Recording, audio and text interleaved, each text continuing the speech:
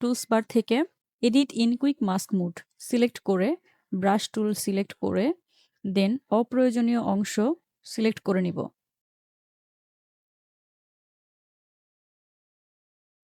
অপ্রয়োজনীয় অংশ সিলেক্ট করা হয়ে গেলে টুলস বার থেকে edit in standard mode click করে দিব।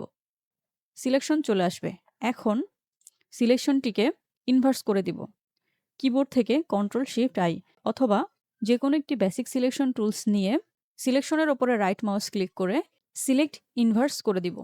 ওকে, সিলেকশনটি ইনভার্স হয়ে যাওয়ার পরে মেনু বার থেকে সিলেক্ট থেকে মডিফাই থেকে এক্সপেন্ড করে দিব।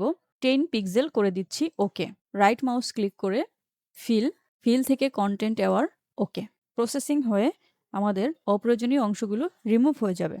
ভিডিওটি ভালো লাগলে চ্যানেলটি লাইক, শেয়ার এবং সাবস্ক্রাইব করতে ভুলবেন না। ধন্যবাদ।